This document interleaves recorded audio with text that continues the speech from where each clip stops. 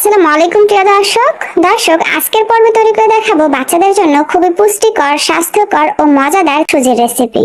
8 মাস থেকে শুরু করে যে কোনো বয়সী বাচ্চাদেরকে খাওয়াতে পারবেন।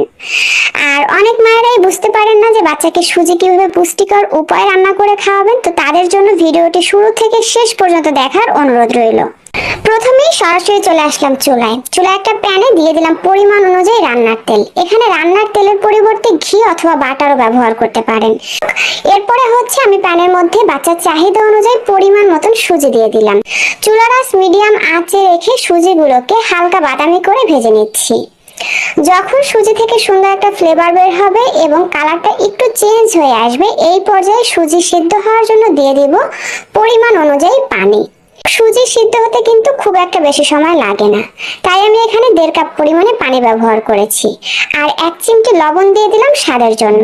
যে সকল বাচ্চারা লবণ ছাড়া খাবার খেয়ে অভ্যস্ত তারা এখানে লবণটা স্কিপ করে যাবেন, বিশেষ করে 1 বছরের নিচের বাচ্চাদের জন্য, কারণ 1 বছরের নিচের বাচ্চাদের কিডনি লিভার অপরিপক্ক অবস্থায় থাকে, তাই এই সময় বাড়তি লবণ চিনি তাদের শরীরে ক্ষতিকারক প্রভাব ফেলে।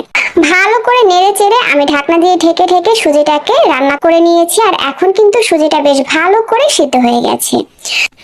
এই পর্যায়ে খাবারটিকে আরো বেশি ক্যালোরি বহুল, পুষ্টিকর ও মজাদার করার জন্য আমি এর মধ্যে কিছু পুষ্টিকর উপকরণ অ্যাড করব।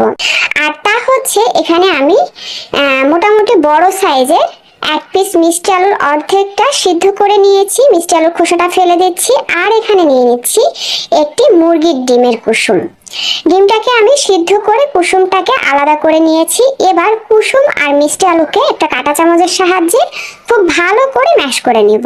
এই পর্যায়ে আমি সুজির মধ্যে ডিম আর মিষ্টি আলুর মিশ্রণটি দিয়ে দিচ্ছি এবং নেড়ে চেড়ে সুজির সঙ্গে খুব ভালো করে মিশিয়ে নিচ্ছি।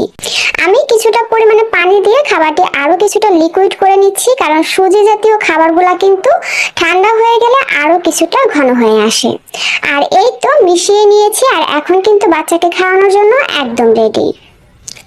চুলা থেকে নামিয়ে নিচ্ছি। এইভাবে সুজি রান্না করে আপনারা কিন্তু বাচ্চাদেরকে সকালের নাস্তায়, দুপুরে কিংবা রাতের ভারী খাবার হিসেবে দিতে পারেন। দর্শক, বাচ্চারা কিন্তু বড়দের মতন প্লেট ভরে বা বাটি ভরে খাবার খেতে পারে না, কিন্তু তাদের পুষ্টির চাহিদা বড় মানুষের থেকে বেশি থাকে, কারণ তাদের বাড়ন্ত বয়স।